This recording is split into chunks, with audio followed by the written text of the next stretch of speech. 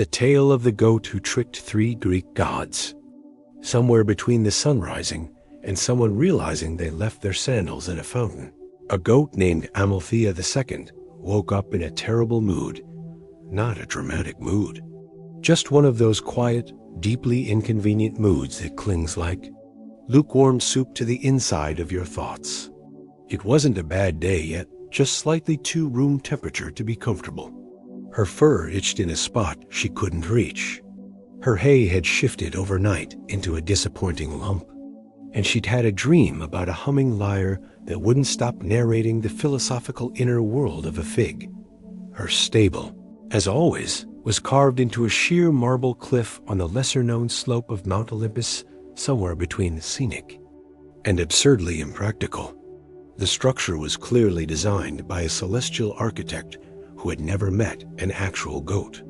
The walls were inlaid with swirling mosaics of figs, swans, and occasional philosophical quotes attributed to entirely made-up sages, like Lamphos the Wise, who once allegedly said, "A goat that looks down only sees its hooves, but a goat that looks up sees an eagle." Amalthea the Second hated eagles. Her name, by the way, was not her idea. She was named after the original Amalthea, the famed goat who nursed baby Zeus and was rewarded with transformation, stars, and vaguely poetic afterlife interpretations.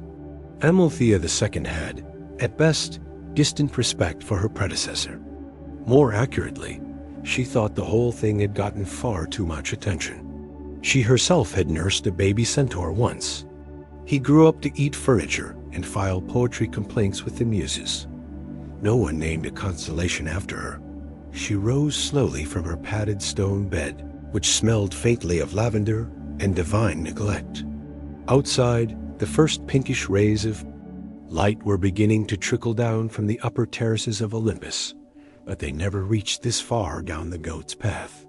Here, the dawn arrived on delay, like a distracted guest who brings a single raisin wrapped in silk and calls it a gift. The sky above was blue with purpose, but the breeze remained hesitant.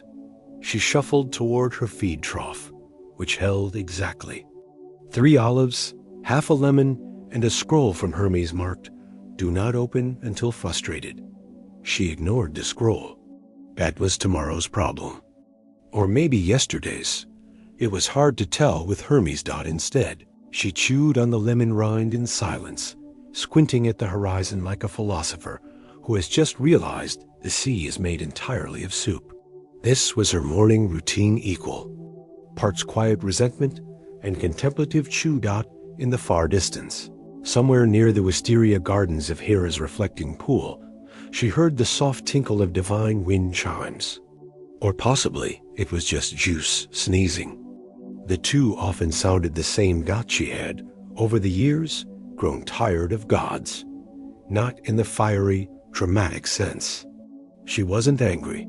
That would have required energy.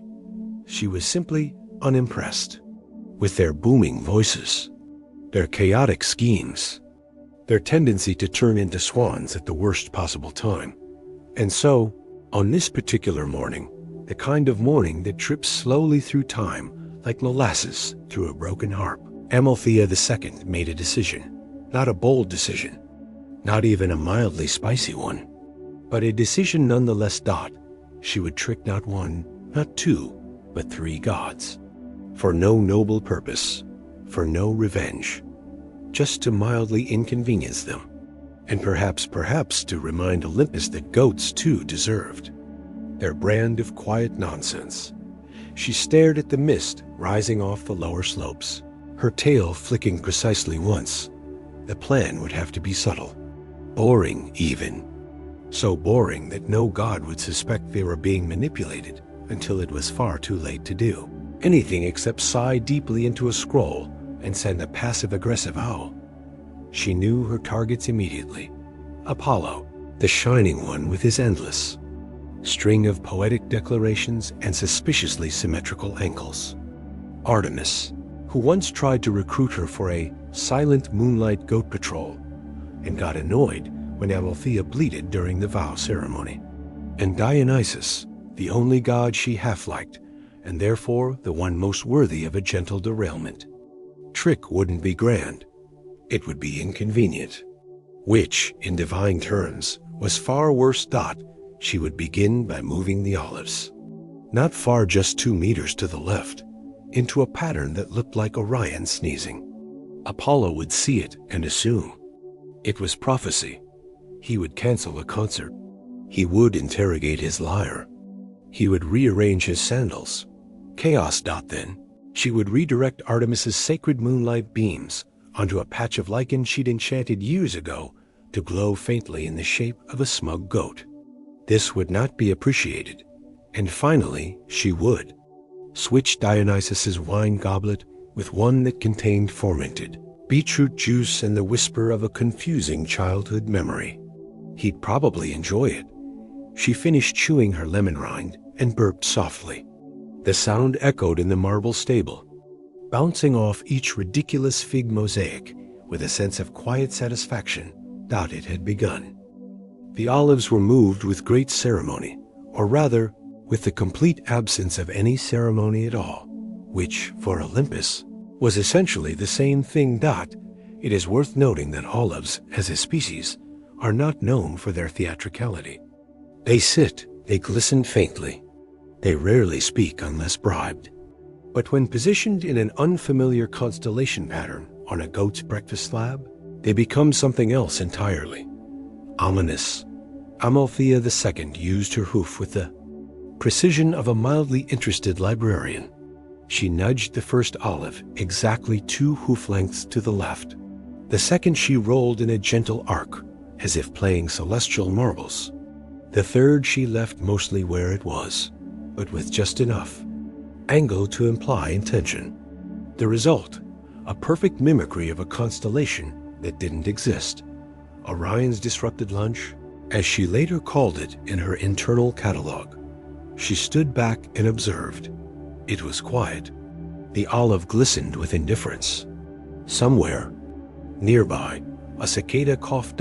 In the celestial canopy far above. Apollo stirred. Now, you should understand that Apollo wasn't watching directly. Gods rarely watch directly unless you're about to do something profoundly foolish or mildly impressive, like teach a tortoise to play the flute or claim a cloud looks like Kronos with indigestion. Instead, the god of sunlight and over-explained. Prophecies experienced the world through what he called poetic echoes, the gentle ripple of symbolic mischief across divine frequencies. And at that moment, the ripple struck him squarely between his symmetrical eyebrows. He stopped mid-lyre solo.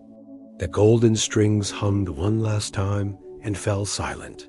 His fingers hovered dramatically in the air, as if unsure whether they were playing music or conjuring weather. He sniffed once, not because he needed to, but because it made him look thoughtful. "There has been a disturbance," he said aloud, mostly to the olive tree nearby, which was both flattered and deeply uncomfortable. He turned toward his son. Mirror, a rather large disk of polished obsidian, enchanted to reflect not what was, but what seemed important. The mirror, confused by the vagueness of divine importance, showed him 3 olives, arranged in an unmistakably suggestive pattern. He gasped so softly, it registered as a harp note. "It's a signal," he murmured. "But from whom?" He began pacing. Amalthea, back in her stable, chewed a piece of thyme she didn't particularly like, and watched a cloud drift past with the patience of someone who had nothing better to do, but still insisted on doing it with gravity. The second phase was already in motion. Far across the slope, Artemis, eternal huntress, moonlit strategist, and occasional self-declared protector of modestly dignified creatures, stood upon her sacred balcony. The moon hung low behind her, casting a glow so pure it might have been distilled from silence itself. Her silver bow rested at her side. Her expression was, as always, a firm mixture of serenity and mild disapproval. She had recently declared that goats, while interesting in shape, were too chaotic for lunar patrol duties. Especially that goat. She didn't say Amalthea's name, But she did say, the one with the condescending chewing pattern, and everyone understood. Still, tonight the moon was brighter than usual, and Artemis had planned a patrol. She had polished her sandals. She had practiced her silent landing maneuvers on the clouds. She had even braided her hair into something that whispered, "Fear me," without shouting it. And the beam shifted. A single silver shaft of moonlight, redirected subtly by a crystal. Amalthea had nudged onto a vine the week before, beamed. Not onto the sacred grove as intended, but onto a rock ledge where a moss-covered goat-shaped symbol began to glow. Not brightly dot, just enough dot. It was not blasphemy. Blasphemy requires intention and grandeur. This was something worse. A quiet suggestion of irreverence. The kind that makes divine beings stop mid-pose and question their entire lighting design. Artemis froze. "What is that?" She whispered to no one. The goat on the rock did not answer. It simply glowed, slightly smug and slightly lopsided, as if to say, "You invited this." The huntress narrowed her eyes. She aimed her bow briefly at the symbol, then lowered it. Shooting. Moss rarely sent the right message. She sighed through her nose, a sound that echoed like a disappointed snowfall, and turned, sharply on her heel, dot back at the stable. Amalthea the Second adjusted her hay pile by exactly 3 degrees and lay down. 2 gods puzzled. One more to go. Dionysus, as it happened, was not in the mood for puzzles.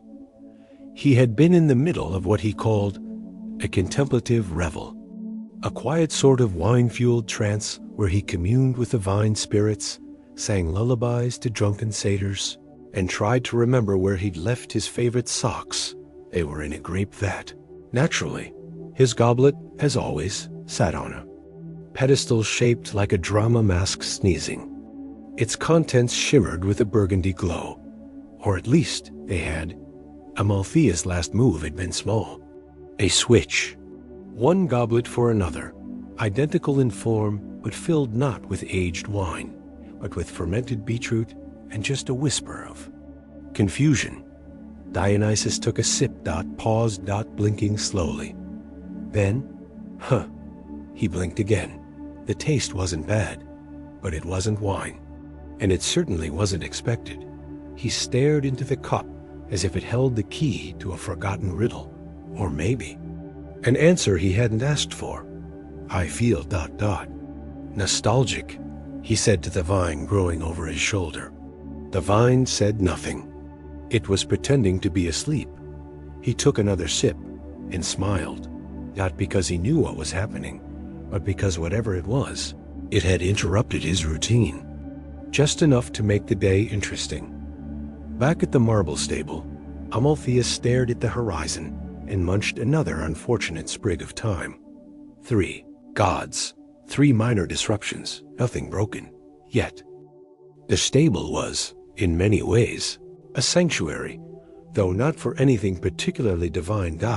It had been built by mortals, abandoned by them, and reclaimed by the hill as casually as one reclaims a misplaced scarf. The roof sagged in a manner that suggested it had given up pretending to be useful, and the beams creaked poetically during storms, as though reciting forgotten eulogies in a dialect of wind and mildew. To the untrained eye, it looked like an ordinary goat shelter. Straw, wood, uneven floors, a suspicious patch of moss that sometimes moved when no one was looking. But to Amalthea the Second, it was her headquarters, her observatory, her pantry, her contemplation corner, her archive of slightly chewed artifacts. There were 4 feeding troughs, but she used only one, the one in the far left corner, because it caught the best morning light and, coincidentally, had the fewest ants. The other troughs had been repurposed, one for rock collection, one for storing seasonal gourds, and one for organizing letters from Zeus that she never opened.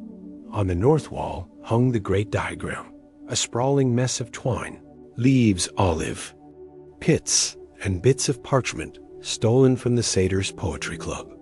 It made sense to no one but Amalthea, and even she had to squint sometimes to remember what the yarn incident referred to. A note near the top read, in clumsy charcoal strokes, Step 4, confuse the sun god just enough. This had been circled 3 times and then underlined faintly in beet juice dot below it. A dried fig, tacked with pride, symbolizing the victory of Phase 1. That morning, the stable was buzzing, not literally. The bees had been evicted after the honey mirror mishap, but in the quiet way that old wood buzzes, with anticipation, humidity, and the knowledge that somewhere gods were quietly irritated.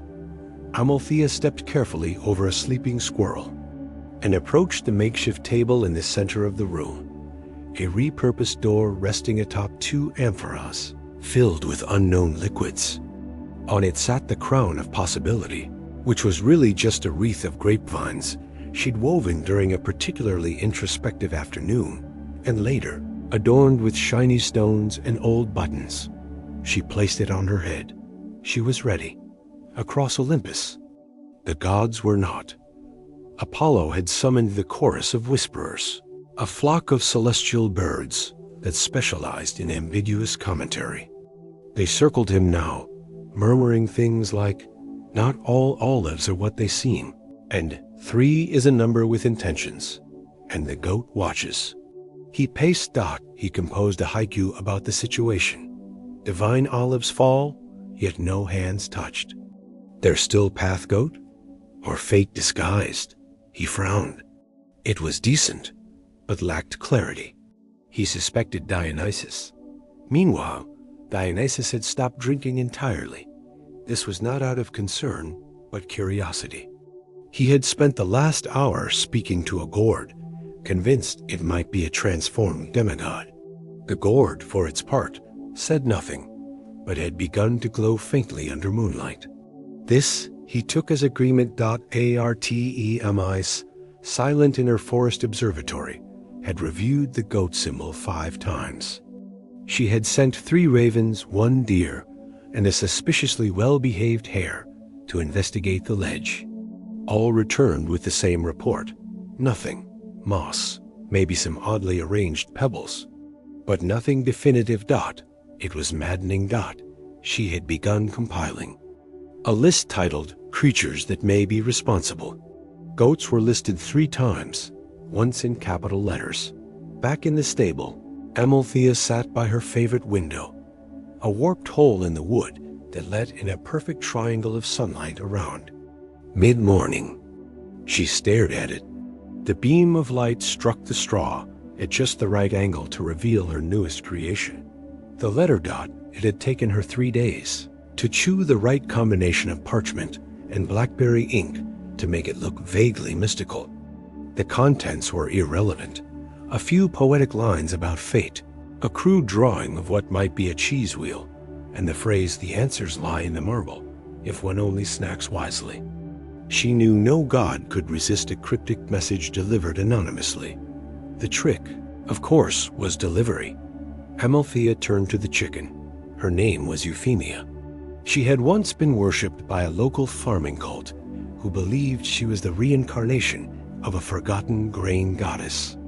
Now she lived rent-free in Amalthea's stable, clucked once every few hours, and had a suspicious knack for finding lost sandals. The goat approached with reverence. The chicken blinked. A small golden envelope was affixed to Euphemia's back. With fig glue and determination. "You know what to do," Amalthea said. The chicken did not reply, but flapped twice and strutted out the door. Halfway to Olympus, the letter would fall off. This was intentional. A lesser nymph would find it, mistake it for a sign from Hera, and deliver it to the wrong temple, where it would confuse everyone for at least 3 days. Meanwhile, Amalthea would proceed to Phase 4. She turned back to the great diagram and moved a pebble from miscellaneous chaos to controlled narrative deviation. Outside, a breeze picked up. Far above, Apollo's sun mirror began to fog. Artemis blinked at a rabbit that now had the unmistakable smell of goat fur. And Dionysus had just named the gourd Philomena and declared it his new oracle. Everything was precisely as confusing as it needed to be. Amalthea the Second chewed her time with a satisfied smirk. The first god to fall was Dionysus, which wasn't entirely unexpected. The god of wine, revelry, mistaken identity, and mildly sentient vines had a famously whimsical relationship with reality. He could be distracted by a breeze, a misplaced grape, or the belief that a thundercloud was winking at him. So when the oracle gourd, Philomena, as he'd so recently named it, began to emit a soft humming sound in the key of E-flat, Dionysus took it as confirmation that his newest confidant was, indeed, sentient, and perhaps clairvoyant, possibly divine.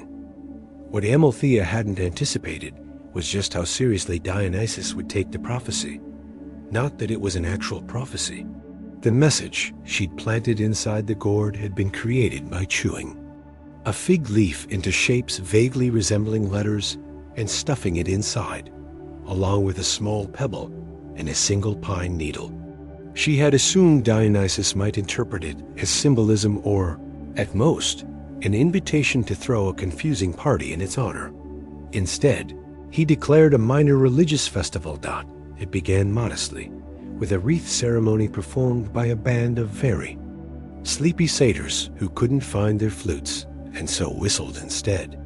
But within hours, it had expanded to include mask-making, goat-shaped pastries, and a three-part interpretive dance representing the journey of the one who knew where the sandals were hidden. No one quite knew what it meant, which only added to the prestige of the event. Amalthea watched from her lookout, a particularly stable part of the stable roof, chewing thoughtfully on a thistle. She was pleased. Mostly, the dancing was slightly off-tempo, and the goat-shaped pastries looked more like melted owls. But still, the plan was progressing. Dionysus, now wearing robes embroidered with vague goat motifs, stood in front of a small crowd of followers and read aloud from the fig leaf text. His voice was dramatic. His pauses were thunderous. He interpreted the pebble as the weight of forgotten wisdom, and the pine needle as the agony of expectation. He wept. Then he laughed. Then he wept again. While laughing no one questioned him. Amalthea's smirk deepened.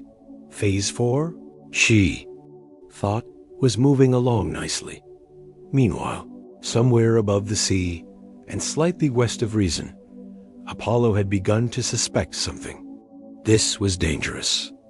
Apollo's suspicions tended to spiral into overdramatic actions involving chariots of fire and blindfolded oracles being asked to explain things they hadn't seen. He had received the letter that Euphemia, accidentally, dropped and had spent an hour trying to determine whether the handwriting belonged to Hermes, a mortal prankster, or Fate herself using her left hand.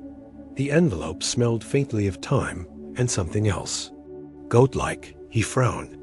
Goats had been popping up far too often lately, in dreams, in omens, in casual conversation. Just that morning, he'd overheard two nymphs discussing the unusually philosophical bleating heard near Mount Helicon. And yesterday, a lyre string snapped in the shape of Capricorn. Coincidence? Perhaps, but Apollo didn't believe in coincidences. Only very lazy symbolism. He opened his solar scrying mirror and whispered to it, "Show me the creature who knows more than it lets on." The mirror, uncertain how to interpret such a vague request, showed him a fuzzy image of a goat head, followed by a brief glimpse of a potato shrine, then cut to static. Apollo linked. He didn't remember installing a potato shrine anywhere. He paced. Then he composed another haiku. Fig leaves whisper truth. Pebble in the goat's shadow, who harvests the lie? He snapped his fingers. The goat again, he muttered. Artemis, for her part, had grown increasingly suspicious. She hadn't received any mysterious letters. But she had noticed several of her sacred groves being rearranged ever so slightly. Moss in the shape of spirals, acorns forming rude patterns, a tree that appeared to have been nibbled with alarming precision. She crouched beside a hoofprint near the river of occasionally speaking fish. It was small, almost dainty, but there was something smug about it. Too smug for a deer, she whispered to herself. She stared into the trees. Silence stared back. Then a soft bleat echoed in the distance. Slow, deliberate, like punctuation. Artem. I stood. This was no ordinary goat. This was something else. Back in her stable, Amalthea was drawing lines in the dirt with her hoof. She had mapped out the gods' movements, timing them against the lunar calendar and the satyr's lunch schedules. A pebble here represented Apollo's chariot route. A piece of olive pit there, Artemis's patrols. A dried cranberry symbolized Dionysus, mostly because it felt accurate. She nudged the cranberry closer to a clump of moss shaped like a question mark. Then she chewed it thoughtfully. From the roof, she could hear the celebration continuing. Dionysus had just named a new oracle of mirth, a confused tortoise who had wandered into the wrong amphitheater. Trumpets, or what passed for trumpets among the satyrs, which were really just hollow gourds, echoed in the breeze. The goat sighed contentedly. It wasn't just about mischief. It was about precision. She wasn't trying to humiliate the gods, not entirely. She simply wanted to see how far one could push the boundaries of absurdity before a divine being snapped. Apparently, pretty far. The sky turned a faint lavender. Somewhere, a cloud burst into brief, inappropriate applause. Amalthea returned to the stable interior and moved another pebble from theory to confirmed. The gods were watching now, which meant it was time for the next step, and for that, she would need a very specific disguise, a decoy scroll, and a squirrel who owed her a favor.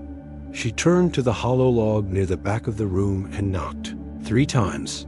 A rustling sound responded. The goat nodded. Preparations were underway. Tale would deepen, and somewhere, 3 gods grew just a little more confused. The squirrel, the scroll, and the strategic use of a slightly off-tempo tamarinet. It is a widely held secret, which is to say, only known by those who have never asked, that squirrels owe debts, not in gold or favors, but in acorns of implication. And Amalthea, being both persistent and remarkably good at mimicking the call of a distressed nut tree, had once helped a squirrel named Fester escape a philosophical trap involving a fox, a riddle about raisins and the meaning of rustling. Fester had never forgotten.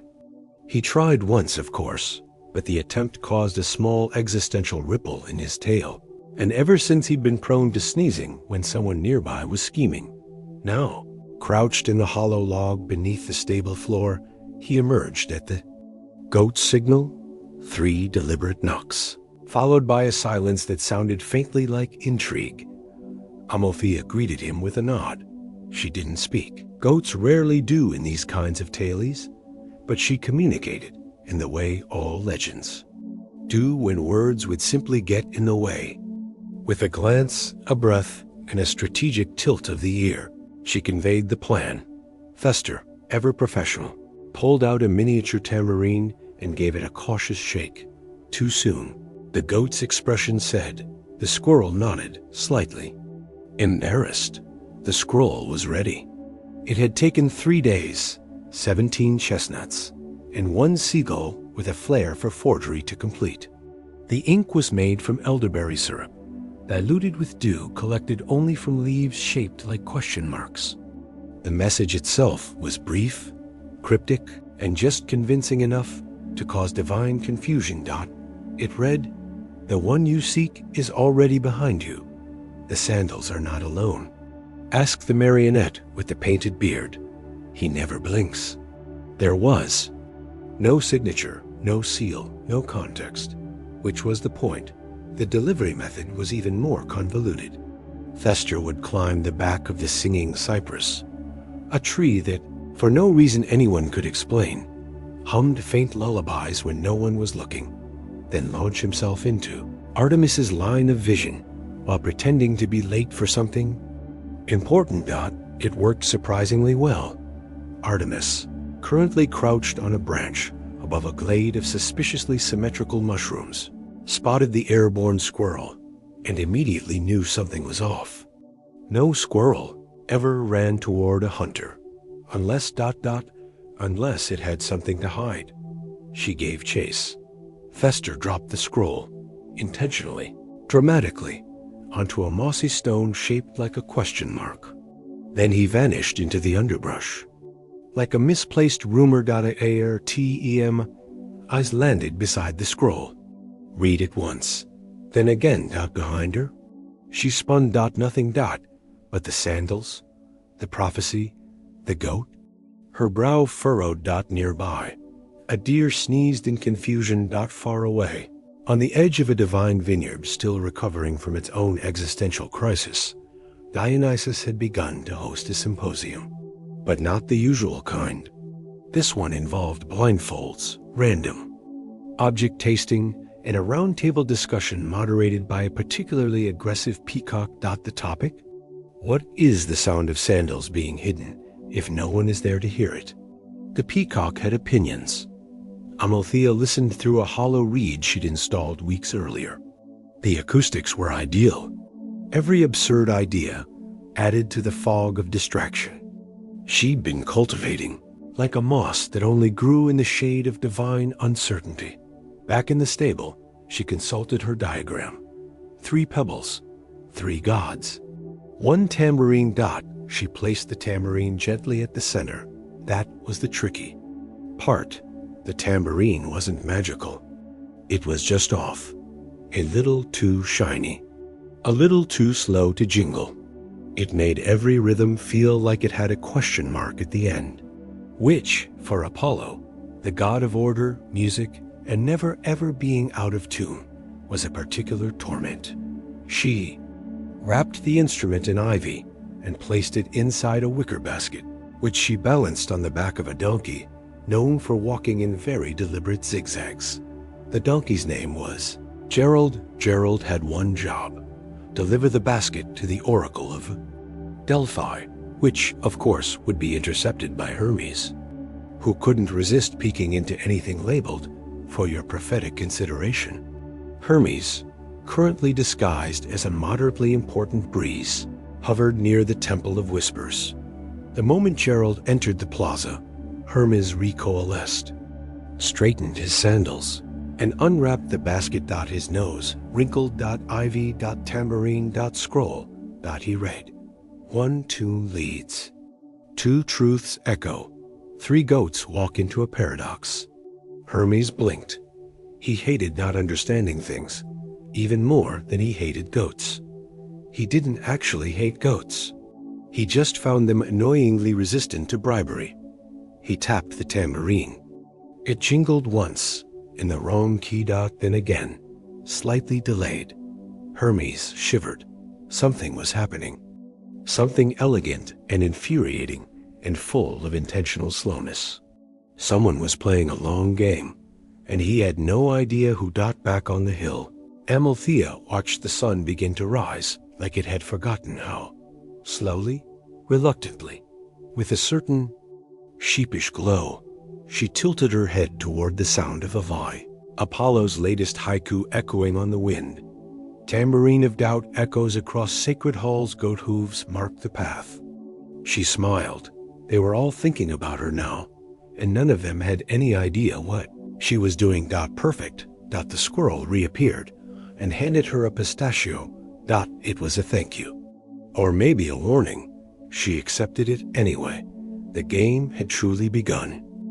Apollo's investigative playlist and the sandal-shaped constellation that wasn't Apollo had been trying to remain calm for at least 4 entire minutes, which, given the circumstances, was a personal record. Ever since the tambourine incident, now internally dubbed the Jingle Crisis, things had taken a turn for the ambiguous. And Apollo, being a god of clarity, order, and pleasing harmonic resonance, had no patience for ambiguity. He stood in the middle of his private observatory, which was shaped like a harp and smelled faintly of arrogance and incense. The walls were lined with records, not scrolls, but actual divine vinyls, etched with sounds too pure for mortal ears.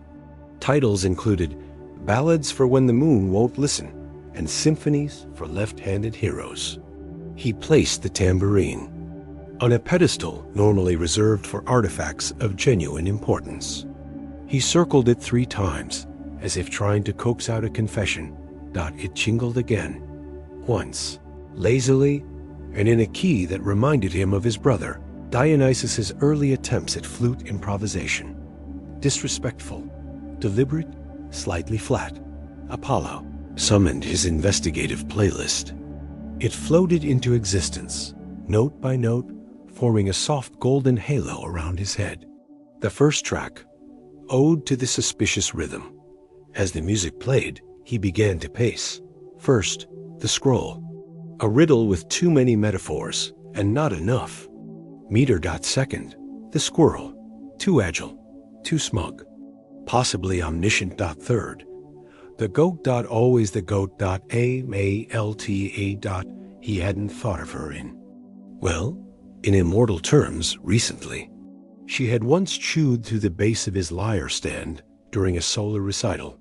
He'd been furious, of course, but secretly impressed. She was clever, even then, and subtle in a way most divine beings found. Exhausting. He snapped his fingers. A celestial globe appeared, spinning lazily above the tambourine. He scanned the constellations, looking for anomalies, anything added, subtracted, or subtly rearranged while no one was paying attention. The stars were usually loyal, but even stars had favorites. Then he saw it, a new pattern, barely noticeable unless one was looking sideways, in moonlight, while humming a tune that hadn't yet been invented. A constellation shaped exactly like a sandal. He zoomed in. At the edge of the heel, a tiny glint. Not a star, but something reflective. An earring? A droplet of dew? Or perhaps a goat hair, suspended impossibly in space. He gritted his teeth. Amalthea was mocking him, celestially. Elsewhere, in a part of the world where mornings arrived at odd angles and clouds formed punctuation, Marx, the goat in question, was balancing a pomegranate on her head. Why? Because it annoyed the birds. The birds, of course, worked for Hermes, not officially, but they had been bribed with shiny buttons and rumors, and that was usually enough. She tilted her head to the left. The pomegranate rolled off and landed in a bowl already containing 3 feathers and a spoon that always pointed north. A goat's version of a filing system. Below her, Bartholomew stirred in his moss hammock, mumbling about tax codes for enchanted footwear. He was dreaming again, something involving paperwork, a sea cucumber, and a sarcastic sunset. She let him sleep. The night had been productive. The Sandal constellation had been a recent addition, installed the moment Apollo stepped away for a midday lament about musical standards in Athens. Amalthea had climbed the sky ladder, a mostly forgotten artifact from an earlier myth cycle, and nuzzled the stars into place. The sandal wasn't a clue. It was bait. Apollo would follow. He couldn't resist solving things that didn't want to be solved, and once he reached the end of the celestial trail, he would find, well, not answers, but more sandals. And perhaps a riddle or two about toast. Meanwhile, Dionysus was busy, being distracted. He was now hosting a symposium on whether grapes had dreams, and if so, whether they were more poetic than olives. He had invited 5 philosophers, 2 owls, and a basket of sentient croutons. The discussion was heated. Hermes, for his part, had grown increasingly suspicious of shadows, particularly his own. He'd noticed it hesitating at corners, lagging by half a second, and once spelling out, "Nice try," on the wall of a temple. He had begun to send decoy messages. One to Artemis, suggesting that the goat was merely a projection of collective guilt. One to Apollo, suggesting the tambourine was part of a larger conspiracy involving time loops and improperly tuned lyres. One to Dionysus, suggesting nothing at all, just a picture of a turnip with no context. Back in the observatory, Apollo flipped the constellation upside down. Now it looked like a slipper. He frowned. Or a boat? He turned it again. Now it resembled a goat hoof. He paused. That couldn't be accidental. He walked to the balcony, his robes trailing light, his sandals echoing with irritation. The sun was rising in triplets again. A musical time signature Amalthea had invented just to annoy him. The light hit the mountains and waves, casting long, deliberate shadows shaped like question marks, commas, and if you squinted, a smirking goat. Apollo rubbed his temples. Needed a new plan. Something brilliant. Something unpredictable. Something worthy of a counter scheme. He summoned his chariot with a whistle that split the clouds. If the goat wanted to play games with riddles, rhythms, and constellations, so be it. He would reply in kind, with a riddle of his own. He turned to the sky and muttered, "What walks on 4 hooves in the morning, makes sandals vanish in the noon, and by dusk leaves only laughter echoing?" Number. Answer. Yet. But somewhere, very far away, and yet suspiciously nearby, a goat laughed softly into a breeze that smelled faintly of tambourine metal and cosmic mischief. Hermes day codes a feather, loses a sock, and suspects a goat at exactly the moment the sun yawned its way above the Ionian horizon. Hermes realized that something was wrong with his left sock. It wasn't missing. Not exactly. It was still technically on his foot, but it had developed a suspicious tendency to whisper secrets from his toes up to his ears. And the last thing it said was, "She knows about the lemon," which was concerning. Mostly because Hermes had no recollection of any lemon-related schemes. Not yet, anyway. He kicked off the sock and watched as it slowly unraveled in the air, forming a perfect spiral before vanishing into thin disbelief. Classic goat interference. He sat cross-legged in midair, hovering about 6 feet above a half-forgotten olive grove, and examined the feather. Not just any feather. This one had been delivered via mirror flash by a bird with sunglasses and attitude. It had landed precisely in the center of Hermes' lunch, a bowl of speculative soup that tasted like whatever you were worried about at the time.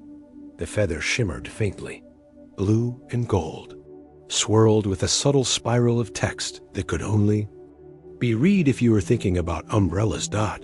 So Hermes thought very hard about umbrellas. The feather sighed. Then it whispered the same phrase 3 times, once in goat dialect, once in binary, and once in something that sounded suspiciously like Baroque flute. The tambourine has danced. The sandals are still. The pomegranate has eyes. Hermes frowned. So deeply his hat wilted slightly. He reached into his satchel and pulled out a pocket-sized mood sundial. It spun 3 times and landed on melancholic but determined. A useful setting. So Apollo was now definitely involved, which meant sandals. Dionysus was distracted, probably by cheese, or the concept of cheese. And now there were coded messages arriving in midair feathers and dissolving socks. That could only mean one thing. Amalthea was on the move. He remembered her from centuries ago. Once she had convinced him, using only a broom handle and the sound of rain, to accidentally invent sarcasm in the mortal realm. He hadn't realized. Until a week later, when a shepherd looked at his own sheep and said, "Wow, what original behavior." The goat had laughed for an hour. Hermes drifted gently toward the temple of mostly reliable answers, a small, lopsided structure made entirely of question marks, located in the middle of a field that sometimes rearranged its grass just to confuse pilgrims. He touched down without sound. The priest was already waiting outside. It was To Hermes' dismay, "A sock puppet. Is the oracle available?" Hermes asked, warily. "No," said the sock puppet in a voice of wet wool and distant bells. But her assistant just finished chewing through the ambiguity filter. "You may proceed." Inside, the oracle chamber was unusually quiet. Not mystical quiet, more like awkward dinner party quiet. The stone floor rearranged itself as Hermes walked, forming a slow, echoing haiku beneath his steps. Questions walk lightly when goats wear the sky as coats. Beware the old flute. He ignored the warning. He'd heard worse from vending machines. The oracle herself, a plump lizard reclining on a velvet cushion, opened one eye. "You already know," she said. Hermes raised an eyebrow. "Know what?" "That." "You don't know." He paused, nodded. "Fair." The lizard flicked her tail, and a vision formed in the air, a shimmer of color, scent, and emotional static. Hermes squinted. There it was. A goat, standing atop a pile of scrolls, wearing sunglasses, balanced on one hoof, holding a flute made of sandal straps, and laughing. Always laughing. The vision faded. Hermes was very still. Then, almost without thinking, he turned to the wall behind him, where, for reasons only the oracle understood, there was a mural of 12 sandals arranged in a spiral. One sandal, the 12th, was missing. Hermes reached out, placed the feather in the empty space. It stuck. Click. Glowed. The wall opened inward with a sound like a disappointed sigh. Behind it, an envelope.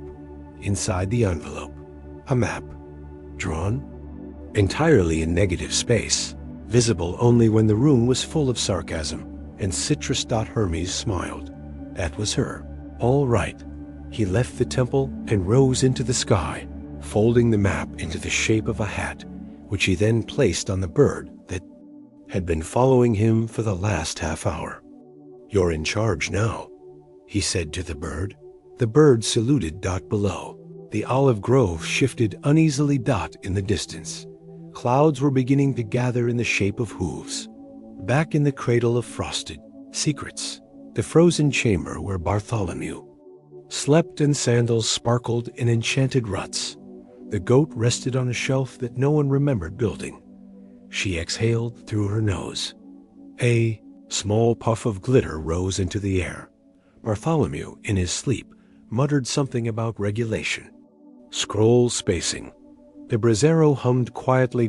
And the spoon, which still pointed north, quivered for half a second, then stopped. Hermes was coming. And that was fine.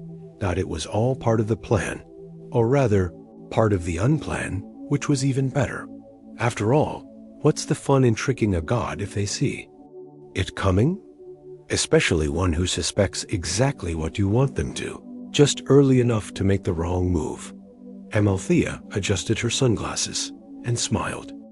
Dionysus dreams of grapes, loses a toga, and blames the moon. Approximately the third yawn of the moon, the one that sounded faintly like a tambourine being dropped into a well.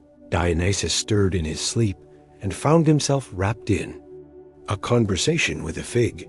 The fig, dignified and slightly damp, was asking him whether he believed joy was truly possible in a world where plums existed. Dionysus considered this for what felt like 5 summers. Then he replied, quite seriously, "Only if the grapes agree." The fig nodded, then turned into mist. He sat up. He wasn't in his bed. He wasn't even in a place that had beds. He was, as far as he could tell, reclining atop a large barrel made of salt, floating down a stream of wine that was entirely too self-aware. Every so often, the stream would mutter passive-aggressive things like, "Oh sure, just float by, don't even say hello," or, "Don't mind me, I only fermented for 14 years. He blinked, looked down. His toga was missing, replaced by a luxurious robe made of fermented lily and confused ribbon snakes. It smelled like regret and amusement, which, he had to admit, was a flattering combination. He tried to stand. The barrel disapproved, groaned, then politely tipped him into the wine-strewn. He floated, arms wide. The sky above was wrong. Not dangerously wrong, more like existentially inconvenient. The stars blinked in slow Morse code, and one of the constellations, he thought it was supposed to be a lion, was currently shaped like a goat wearing a monocle. Dionysus narrowed his eyes. He knew that goat, or at least he knew of that goat, somewhere in the bubbling back rooms of his memory. A grapevine whispered, Amalthea. Yes, the goat who once brewed ambrosia out of rainwater and regret. The goat who hosted a banquet for a mirror. The goat who beat a satyr at chess using only sneezes.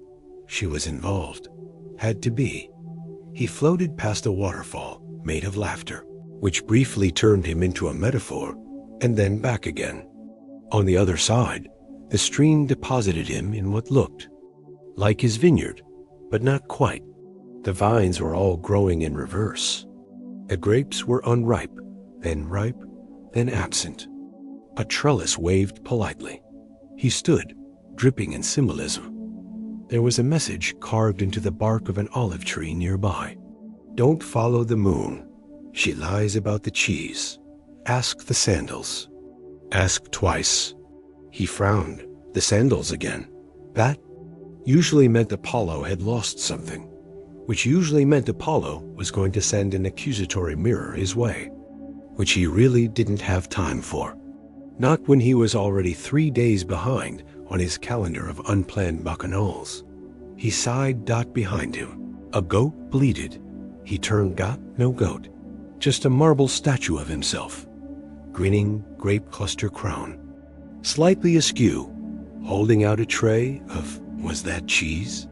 He blinked. The statue blinked back, then vanished. Yes, definitely Amalthea, and she was mocking him. Which, honestly, was part of the appeal. He plucked a fig from a passing breeze and bit into it thoughtfully. The fig whispered, the flute knows, then dissolved.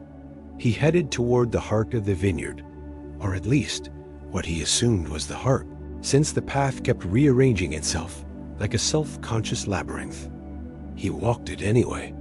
That was the thing about Dionysus. He didn't need the road to make sense. He just needed it to be interesting. Eventually, he reached the central arbor. It was lit with floating lamps shaped like yawns. In the middle, a pedestal. On the pedestal, a goblet. Inside the goblet, a scroll. He approached. The scroll had been written on the inside of a grape skin. The writing glowed faintly with goat-like confidence. You are invited to the place where sandals sleep and logic takes naps. Bring a flute and your best excuse. No address. No directions. Just a faint scent of moss, moonlight, and audacity. Dionysus sat on a low bench made of vines and thyme. He thought. Then, almost absently, he pulled a flute from the air. He didn't remember bringing it, which meant it had probably been planted, which meant the goat was at least 3 moves ahead. He grinned. Fine. Let her play. He'd dance along, sideways, with one shoe on, and no idea what the rhythm was supposed to be. He stood. The vineyard bowed slightly. The vines straightened their posture. He raised the flute, not to play it, but to use it as a wand, pointing skyward. Lightning struck a fig tree somewhere in the east. And from the clouds above, a voice like honey left too long in the sun whispered, she's already waiting. He turned on his heel, or possibly someone else's, and walked directly into a mirror that hadn't been there a moment ago. On the other side, sandals, cold light, a monologue happening without him. He stepped through, smiled. The mirror chamber, where truth yawns in sandals, whisper the mirror, did not crack when Dionysus stepped through. It sighed. Not dramatically, not tragically, just the long, exhausted exhale of something that's had too many gods walk through it. wearing confidence and confusion in equal measure. The sort of sigh that says, "Here we go again." The chamber beyond the mirror was not designed to make sense. It was designed to make impressions. Its floor was an endless pattern of interlocking grapes and clouds, all done in shades of wistfulness. The ceiling, if it could be called that, was a sky locked in eternal dusk, with a single moon that occasionally flickered like it wasn't entirely committed to the role. And there, right in the center, on a pedestal shaped like a shrug, rested the sandals. Apollonian. Ornate, inconveniently glowing, they radiated smugness. Not divine smugness, no, that would be easier to ignore. This was the smugness of something that knows it's important only because someone else has said it is. Dionysus approached, shoes squishing on the grape floor. The room smelled like old theater curtains and anticipation. The sandals said nothing. They didn't need to. They had that look. He circled them once, then twice, then a third time, just to be dramatic. The sandals didn't react. Not even a wiggle. Behind him, a mirror lit up. Not the one he entered through, another one. One of the hundreds that lined the circular chamber, like judgmental eyes too tired to blink. This one showed a scene from earlier. Apollo checking under his bed, muttering suspiciously about figs and betrayal. Then it flicked to another. Hermes in a cafe, laughing too hard at his own joke, completely unaware that his bag had been switched with a decorative pumpkin. Then another. The goat. Amalthea. She stood on a cliff that didn't seem to exist on any map, sipping tea made from echo leaves, reading a book titled How to Outwit Divine Beings in 3 Easy Steps. On her left horn, a ribbon. On her right horn, a key. Dionysus squinted. The key looked suspiciously like the one that opened his cellar of whispering wines, the kind that told truths about you when you weren't listening. He turned to the sandals again, raised an eyebrow. They did not respond. So he reached into his robe of fermented flora and retrieved the flute, still unplayed, still faintly humming with potential energy and poor decisions. He pointed it at the sandals. Nothing happened. He pointed it at the mirror, showing Amalthea. The mirror burped, a polite burp, like a butler clearing his throat, and then the scene. Inside changed. Now, the goat was dancing. No, wait, not dancing, performing. Something in between interpretive movement and ancient goat martial arts. Around her floated fragments of divine objects. A feather from Hera's fan, a shard of Poseidon's trident, and what looked dangerously like Zeus's backup thunderbolt. This wasn't just mischief. This was planning. Dionysus smiled. He admired that in a goat. Another mirror lit up. This one showed a scroll pinned to the underside of a picnic bench in Delphi. He leaned in to read it. Step 7. Return the sandals only when the sun admits it's lost. Step 8. Never trust a fig with opinions. Step 9. Invite Dionysus. He's fun when confused. He felt oddly flattered, but also mildly concerned. A low rumble rolled through the chamber, like a harp being dragged reluctantly across a marble floor. One of the mirrors cracked slightly, the one that had been showing Apollo, interrogating a sundial. The sandals pulsed once. Dionysus blinked. They were no longer sandals. Now they were spoons? No, wait, shoes again. But his shoes, he didn't remember taking them off. He looked down. Bare feet, floor grapes looking smug. Now, the chamber was shifting. Subtly, rhythmically. Like it was inhaling a story it was about to tell. From the pedestal, a note unfurled, written in curling goat script. If you can see this, you've already agreed to the terms. Smile now, they're watching. He did not smile. He smirked, a slow, wine-soaked smirk that said, fine, let's see how far the goat is willing to take. This Dot, he turned to face the largest mirror in the room. Dot, it was blank. Dot, not reflective. Not dark. Dot, just waiting. Dot, he raised the flute. Played a note. Dot, it wasn't a good note. It wasn't even on purpose, but it echoed perfectly, and the mirror flickered. Scene: a banquet. Long table. No guests. Empty chairs that looked faintly offended. At the head, Amalthea, wearing a toga, toasting nothing. Her horns sparkled with mischief. The sandals, now glowing softly again, lifted from the pedestal, hovered over to Dionysus, and gently nudged his feet. He stepped in. The room sighed. Again, not this time, with a bit more resignation. Dot, and maybe a hint of curiosity. A new scroll appeared mid-her.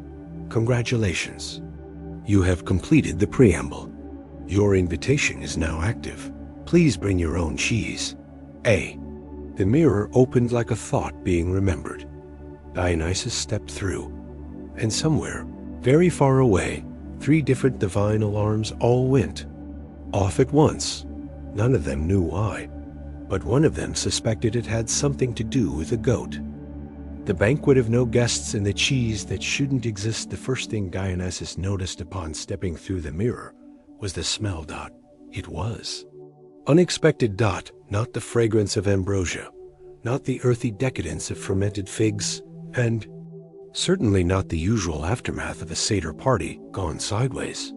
This was something softer, stranger, the sharpness of ancient cheese paired with the melancholy of dill. The kind of smell that made your thoughts briefly turn into soup. Dot, and then the second thing he noticed, the silence. A long banquet table stretched across a space that seemed too polite to echo. Chairs lined both sides in meticulous, resentful order. They weren't just empty, they were offended. The kind of chairs that had been promised conversation, perhaps gossip, maybe even a little singing, and now found themselves neglected. Dust-free, but emotionally neglected. Dot, at the head of the table sat Amalthea, still a goat. Of course, Dot, but now wrapped in a toga with golden embroidery that seemed to change design depending on where you looked. Her horns had been polished to a glint, and on one of them, the key still hung. From the other, a cluster of tiny ribbons that fluttered even without wind. Around her neck, loosely hanging, was a lanyard labeled Event Coordinator. Dionysus blinked slowly, like one who has walked into a dream and politely refuses to acknowledge its strangeness. On the table, cheese. Endless varieties. Blue-veined and aged, whipped and soft, glowing faintly with the light of bioluminescent cows. Some floated gently above their plates. Others whispered softly in ancient dialects of lactose. One had a monocle. None made sense. At Amalthea's hoof, a small placard read, "Welcome to the first annual Divine Misdirection Banquet." She gestured wordlessly to the seat beside her. Dionysus walked the length of the table, past the cheese, past the chairs, past a butter sculpture of Hermes shrugging, and took his place. She nodded. A third figure stepped out from behind. A curtain made of half-truths and old receipts. It was Hestia, the quiet one, the one no one expected. She wore a shawl made of embers and a look of someone who hadn't been tricked, but was still somehow amused to be involved. She said nothing. She simply nodded at Dionysus and placed a single fork on the table. It glowed, faintly, and hummed in the key of resignation. Then she disappeared again. Dionysus turned to Amalthea. He expected explanation. He got cheesed out. She slid over a wedge of something aged and smug. He tasted it. It told him 3 things. Time is optional, when the rind is enchanted. Athena once tried to classify goats as tactical livestock. Someone had moved the sandals again. That last part caught his attention. "You moved them?" he asked. She didn't answer. Instead, she nodded toward a cloche in the center of the table. It lifted itself. Beneath it, a single feather, from Hera's fan, Attached to it, a ribbon that read, "Evidence A, but also decoration." Then the room shifted, not physically, atmospherically. A new chair appeared at the end of the table. Apollo entered. His hair was radiant with indignation, his toga slightly askew from what was clearly an argument with a sundial. He froze when he saw the goat. His lips parted in divine offense. Amalthea offered him cheese. He refused. Hovered anyway, orbiting him like a gentle accusation. Then another chair appeared. Hermes, smug and tired, strolling in like he had only just heard about the plot and wanted partial credit. He raised an eyebrow at the butter sculpture of himself and winked. It melted. Slightly, he sat. Dionysus leaned back, chewed thoughtfully, and whispered to no one in particular. So now we're all here. The chandelier, which had not been there moments ago, flickered once and then let out a soft cluck. Somewhere in its glass arms sat a small chicken. No one commented on it. Amalthea finally stood. Not tall, of course. She was still a goat, but tall in presence. From her toga, she pulled a scroll. It read, "3 gods have lost something important. 1 goat has found something ridiculous. Let us now proceed to the entertainment portion of the evening." Music began. No visible instruments, just sound. Lazy lyres and harps strumming themselves with mild disinterest. Somewhere, tambourines jangled with the enthusiasm of bureaucrats on a Friday. And then, without explanation, a play began, performed entirely by shadows. On the walls, the shadows depicted the entire saga so far. Apollo's sandals disappearing, Hermes denying everything while holding a suspiciously similar pair, Dionysus getting distracted by grapes and accidentally stealing a mirror, Amalthea, in all her goat glory, orchestrating everything from behind a curtain labeled "Definitely Not a Conspiracy." The shadows danced, exaggerated, occasionally pausing to sip imaginary tea. The audience, the gods themselves, sat in silence, except for Dionysus, who chuckled once. Just once. It echoed like a prophecy. And then, the final scene, a silhouette of a goat placing the sandals in a box labeled "Property of no one now." Apollo stood. "Where are they?" he demanded. Amalthea blinked. Then she tapped the side of the table. It opened. A compartment. Inside, not the sandals, but a note. "Congratulations. You have passed the appetizer round. The real chase begins. At sunrise, bring snacks. Hey." Dionysus leaned in and said, "You do know. She's 3 steps ahead of all of us." Hermes nodded. "I suspected 5. Apollo looked offended. The chandelier chicken, leg and egg. No one moved. The cheese whispered something about destiny.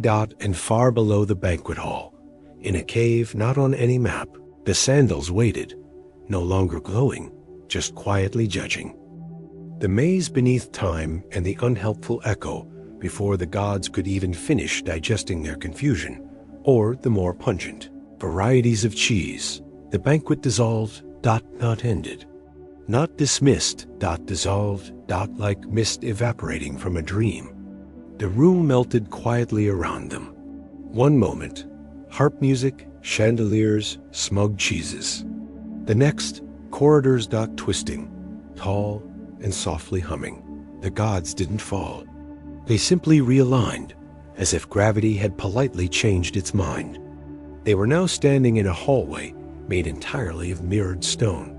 Not glass, but a reflective marble that glowed slightly, like it was trying to remember the concept of daylight. No visible doors, no windows, no Malthea. Just the note she'd left earlier, now magically stuck to Apollo's forearm. He tried to remove it. It clung harder. Dionysus stared ahead. "Oh no," he said softly. Hermes tilted his head. "You recognize this place?" "Oh yes," Dionysus replied, rubbing his temples. The maze beneath time, Apollo scoffed. That's a myth. That's the point, Dionysus said. It exists only if you believe it doesn't, which is why we're in it now. Before anyone could argue about metaphysics, the hallway sighed. Not a breeze, a sigh. Like a bored librarian with opinions, they began walking, mostly because the floor nudged them gently forward whenever they tried to stop. It was not aggressive, just ... encouraging, politely insistent, like an aunt who really wants you to. Try her ambrosia casserole. Hermes, naturally, took the lead. He had that confident strut of someone who has absolutely no idea where they are, but refuses to admit it. Apollo followed, glancing occasionally at his wrist note and muttering about conspiracies. Dionysus brought up the rear, humming a melody that might have been a warning disguised as a lullaby. Around the first bend, they met the echo dot. It was sitting in a rocking chair. Literally, a sound somehow compressed into shape, translucent, softly vibrating and wrapped in a crocheted shawl made of vowels. Welcome, it said without moving its mouth. Did you just talk? Apollo asked. No, said the echo. Hermes narrowed his eyes. Are you a riddle? Only if you ask. Nicely. Dionysus stepped forward. We're looking for Amalthea. The echo sighed. Aren't we all? It rocked twice, slowly, then gestured with a shimmer to 3 doorways that hadn't existed moments before. Each was identical, except for a single strange detail above them. One had a sandal nailed to the top. One had a wheel of cheese embedded in the stone. One had a mirror, shaped like a goat's eye. The echo spoke again. One leads forward, one leads backward. One leads to an existential crisis involving musical theater. No one moved. I hate this place, Apollo muttered. Hermes smiled. Forward is the cheese. She always distracts with absurdity. I think the mirror is too obvious, Dionysus added. You're both wrong, said Apollo, and promptly walked through the sandal door. It vanished behind him. Hermes blinked. Well, that happened. Dionysus shrugged. Either he's ahead of us or stuck in a timeline where goats run the postal system. They stood there, waiting. The echo rocked. He's gone where he needs to go. Which is? Hermes asked. The echo smiled. Away from you. They took the mirror door. Inside. A hallway of water. Not flooded. The walls were water. Clear, slow-moving, and filled with the soft flicker of memories swimming by. In one ripple, Dionysus saw himself being crowned with ivy. In another, Hermes was stealing socks from a statue. The floor was dry, but the air was heavy with the sound of forgotten thoughts. At the end of the hallway was a goat, not Amalthea. Just a goat. Sitting in a chair, reading a book titled How to Be More Mysterious Than Necessary. Hermes approached it slowly. Are you guarding something? The goat flipped a page. Do you speak? Dionysus asked. The goat looked up. Its eyes were cosmic. Then it sneezed, and the wall behind it opened. They stepped through. Suddenly, a staircase made entirely of bells. Each step rang softly as they climbed, not in musical notes, but phrases, almost. There. She knows you're coming. Why did you wear those sandals? Time is folding like laundry. Do not trust the wallpaper. Hermes stopped. The wallpaper? Dionysus looked to the sides. There was none. Yet. Then the goat murals appeared, all along the walls, painted in fading golds and cosmic blues. Amalthea in hundreds of poses, teaching a class to satyrs, sleeping on a pile of cloud pillows, standing triumphant over a confused minotaur, wearing sunglasses in a library, eating cake from a shoe. I think she's mocking us, Hermes said. I think she's winning, Dionysus replied. At the top of the bell stairs, a door waited. A note hung on it. This way to the part where things almost make sense. Hermes opened it without hesitation. Inside, a chamber made entirely of cushions. Endless, soft, multicolored cushions, stacked and strewn like a dragon's hoard of naps. In the center of the room, a pedestal, and on it, not the sandals, but a scroll. Hermes picked it up. It unfurled itself. It said, "Too slow, too loud, still charming." Next clue is with the oracle. Not that one, the other one. Hey, Dionysus sighed. I knew she'd involve the oracles. Hermes sat down in a cushion pile and muttered, I'm starting to suspect she's not even trying to escape anymore. She's just entertaining herself. The bell stairs behind them vanished. A new passage appeared, lined with lanterns shaped like goats. Each one blinked once, then turned to face the way forward. The maze beneath time was not finished with them yet. Somewhere in its shifting folds, Amalthea waited, possibly asleep, possibly baking, possibly rewriting the ending while no one was looking. The other oracle, the clockwork forest, and a goat-shaped revelation to say the new passage was normal would be misleading. It was, perhaps, less absurd than the previous hallways, but only in the way that a goat juggling pears is slightly less odd than a goat juggling metaphors. Hermes and Dionysus stood side by side at the threshold, gazing down a soft path of packed stardust. On either side, towering trees made of bronze and silver, their leaves ticking gently like thousands of pocket watches in the breeze. The trunks pulsed softly, as if alive, and the air was rich with the scent of parchment, old questions, and overbrewed tea. They had arrived at the clockwork forest, a place spoken of only in extremely specific footnotes and by librarians, who collected whispers in jars. Dionysus adjusted his laurel wreath, which had begun growing small figs out of spite. She's definitely leading us in circles. Hermes raised a brow. Elegant, enchanted, metaphysical circles. She's mocking us. That too. As they walked, the forest clicked around them. A million gentle talks and ticks, like time itself was trying to remember its rhythm. Occasionally, a tree would sigh and shed a gear. One tree loudly recited yesterday's weather forecast in ancient Doric. About 15 ticks later, they found the oracle, or rather, she found them. Descending from a canopy of golden branches came a being draped in shawls made of spiderweb constellations. Her face was half covered by a mask shaped like an amphora. Her hair floated in the air behind her, trailing stardust and flower petals. She landed with the grace of someone who had once been a swan and then decided to be dramatically humanoid for theatrical purposes.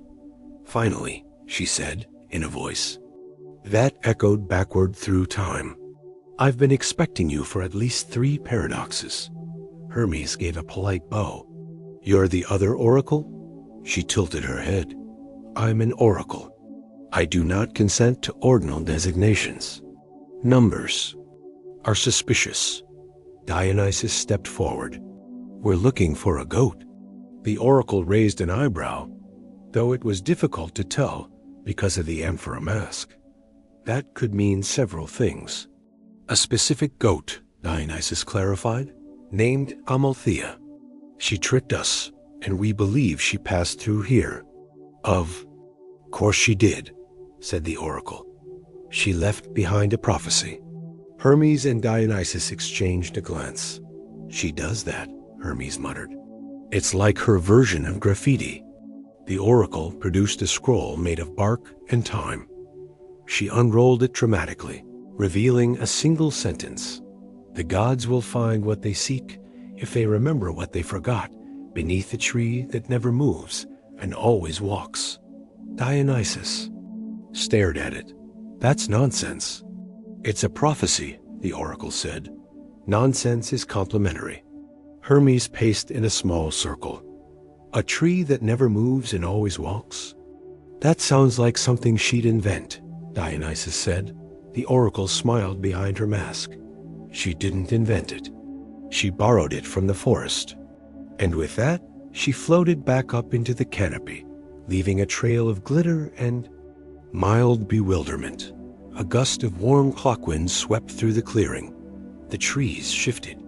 A path opened to the left dot, and at its end, a tree dot. It was different from the others, still made of metal, but its roots were deep, heavy, unmoving. Yet the bark bore footprints. The branches arched in different directions with each blink. The tree moved when you didn't look at it, and never when you did. Hermes approached it carefully. Beneath the lowest root, a small wooden door. No handle, just a familiar symbol carved into the grain, the shape of a goat mid-wink. Well, Dionysus said, that's definitely her. The door opened by itself. Inside was not a room, it was a scene. Projected in the hollow trunk of the tree was a shimmering image. Amalthea, lounging in a hammock made of ribbons and cheese wrappers, sipping from a mug labeled, "World's Okayest Goat." She waved cheerfully at the projection camera, or perhaps at the gods themselves. Then she spoke. "If you've made it here," she said, "congratulations. You've officially proven yourselves capable of following a trail of riddles, metaphors, and increasingly whimsical architecture." She took a long sip of her drink. You might be wondering, why did I do all this? Why the runaround? Why the cheese misdirection, the mirrored hallways, the sarcasm-drenched caves? She sat up, suddenly serious. Because you forgot. The image glitched slightly. Each of you, she continued, forgot something vital. Something you once knew before you got too wrapped up in being impressive and loud and excessively gold. Hermes looked down at himself. Hey, you forgot that cleverness is not the same as understanding, Amalthea said. That music isn't louder just because you shout it. That wine doesn't taste better when it drowns out the silence. Dionysus looked mildly offended. Amalthea's voice softened.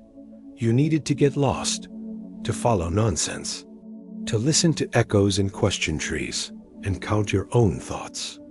Because in doing so, you might begin to remember who you were before you thought you had to prove anything. She smiled, and also because it was funny. The image flickered, and a final message appeared in glowing letters. The sandals are safe. You're welcome. Hey. The image faded. The door in the tree closed. Hermes let out a long breath.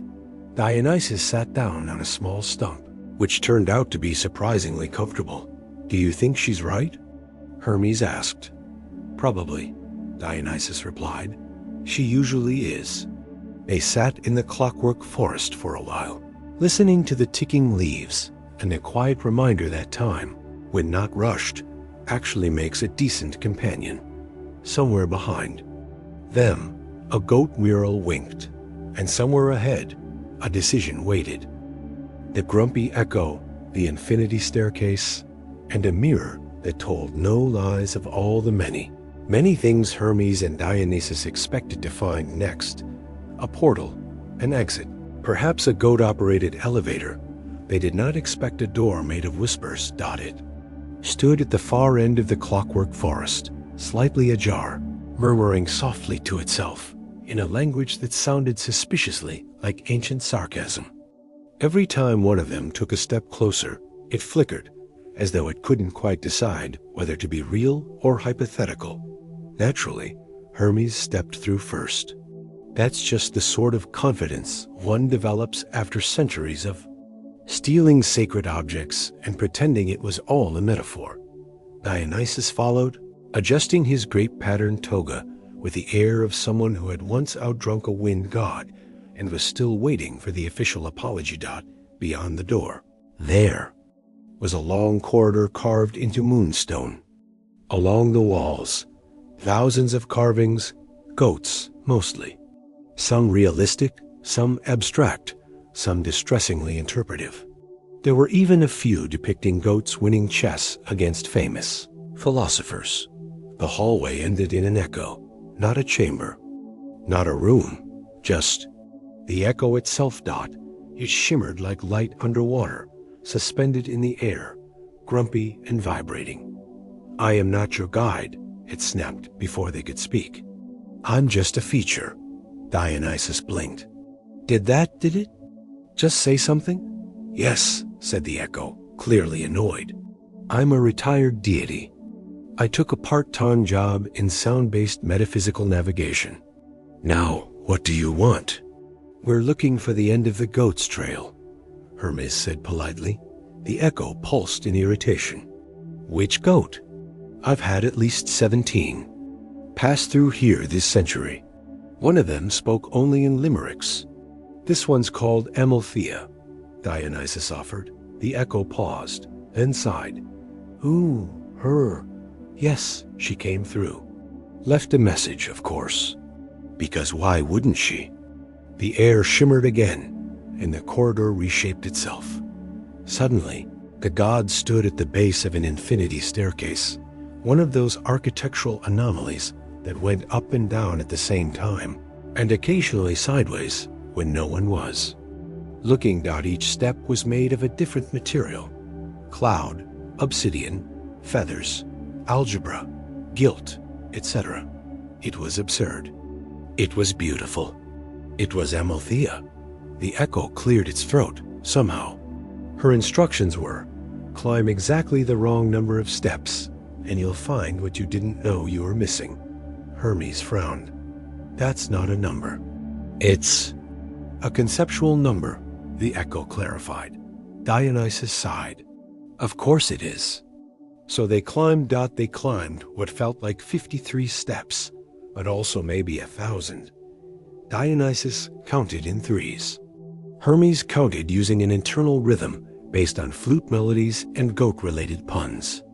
At one point, the staircase flattened, briefly into a ramp, and then turned into a spiral that looped into itself like a smug cinnamon roll. Eventually, the staircase deposited them into a chamber of mirrors, except these mirrors did not reflect their appearances. No, that would have been far too straightforward.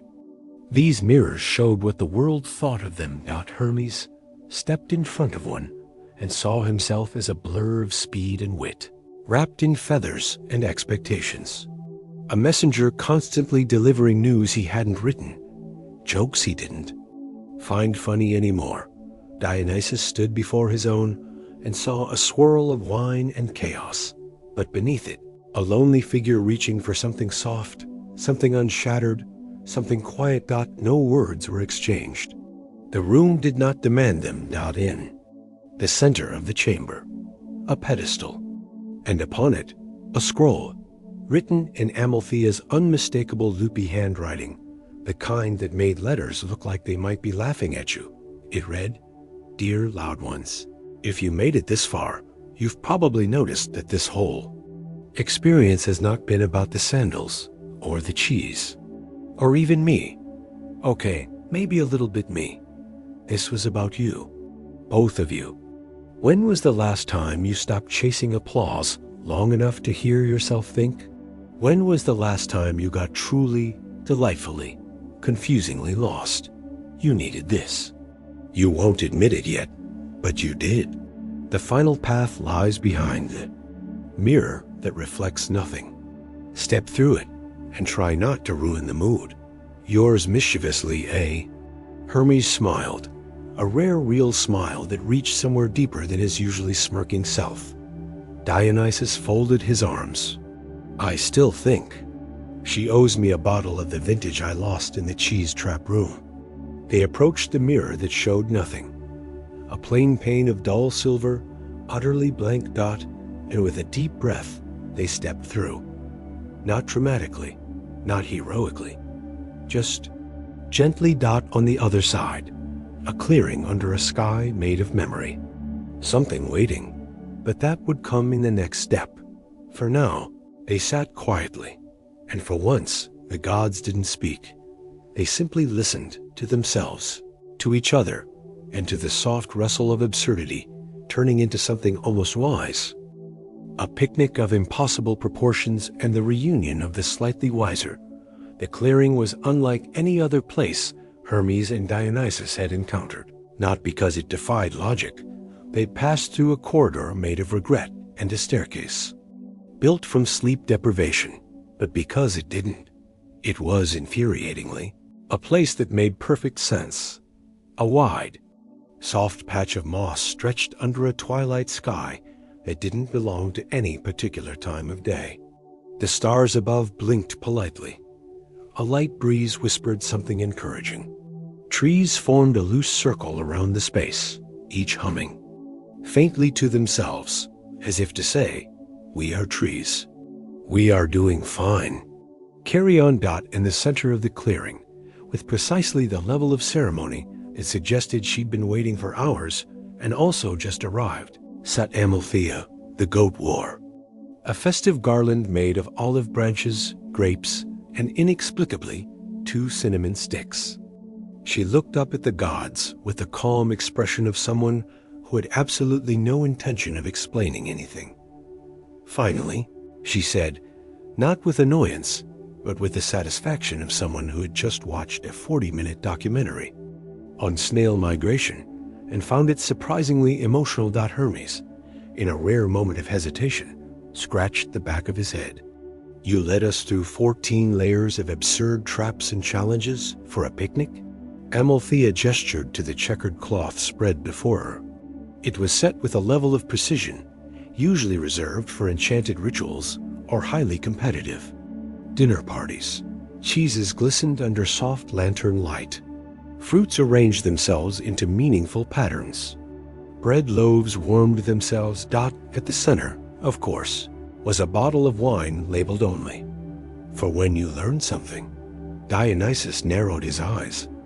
"I've never seen that vintage." "That's because you never stopped to look," Amalthea said, cutting a slice of brie with a butter knife shaped like a lyre. They sat, because there was nothing else to do. Because after all that running, questioning, climbing, arguing, tricking, decoding, avoiding and wandering, a quiet meal with an oddly smug goat seemed reasonable. The silence wasn't awkward. It was the kind that unfolded only after long journeys, the kind that lets you rest your thoughts without having to explain them out loud. After a while, Hermes asked, "So what was the point?" Amalthea chewed a grape and tilted her head. "Must there always be one?" "Yes," Dionysus said immediately, "because I lost 3 cloaks, a wine gourd, and nearly my dignity in the staircase of woolly illusions." "That staircase was a metaphor," Amalthea said. "For what?" "Exactly." Hermes poured a modest glass of wine from the mysterious bottle. It glowed faintly, like an idea forming in the back of a tired mind. As he drank, a quiet thought settled into his chest. Not a command, not an epiphany, just the gentle sense that maybe, just maybe, he didn't always need to be in motion. Dionysus tried the cheese. It was creamy, sharp, and annoyingly profound. He looked at Amalthea suspiciously. "Was this cheese enchanted?" "No," she said. "You're just finally tasting it." They ate for what felt like an hour, and also possibly a week. Time did not behave in the clearing. It took off its shoes, sat on the moss, and decided to let everyone have a moment. Amalthea eventually stood. "I suppose now you'll want to know where the sandals really are." Both gods tensed, not because they'd forgotten, but because the question now felt hilariously irrelevant. "Not really," Hermes admitted. "If I'm being honest, this was better." Dionysus nodded. "I still want the sandals, but casually." The goat chuckled, a strange sound like bells underwater. "Good, that means you're ready." She tapped the moss with her hoof. A trapdoor appeared with a small puff of glitter. Beneath it, a pair of perfectly preserved, gold-threaded sandals lying peacefully in a velvet-lined box beside a note that read, "These were never lost, just inconveniently relocated." But gods didn't move to grab them.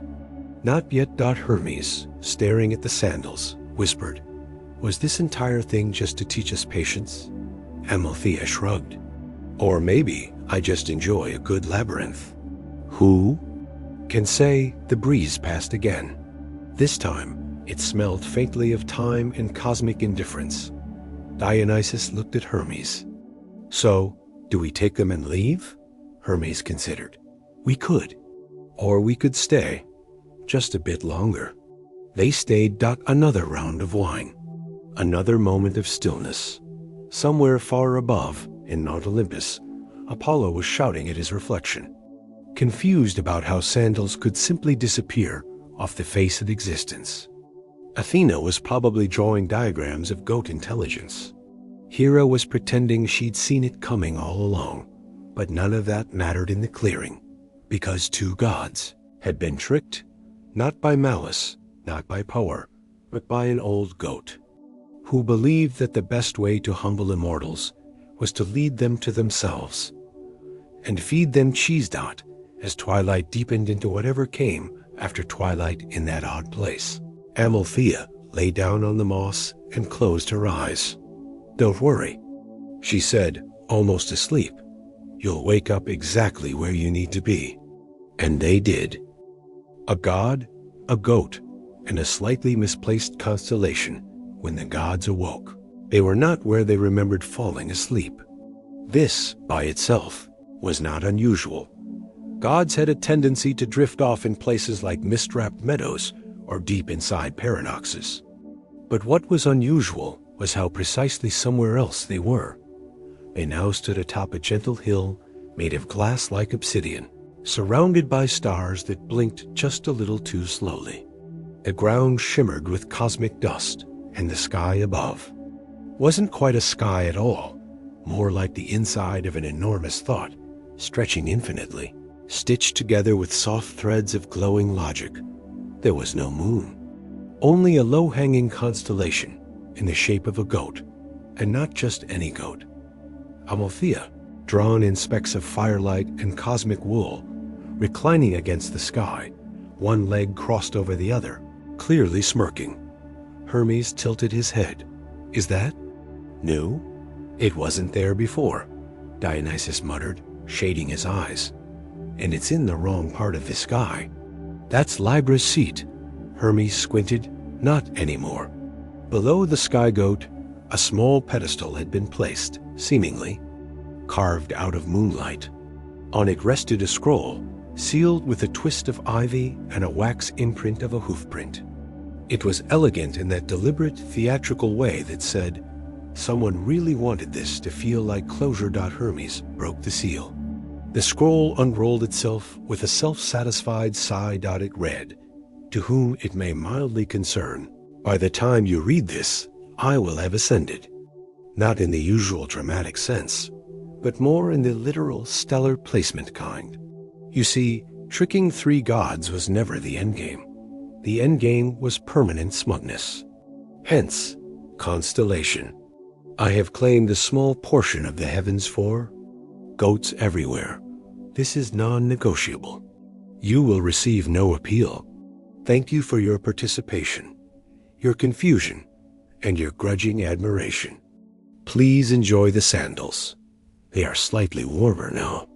Yours in wool and wisdom, Amalthea, first of her name, chewer of sacred cabbage.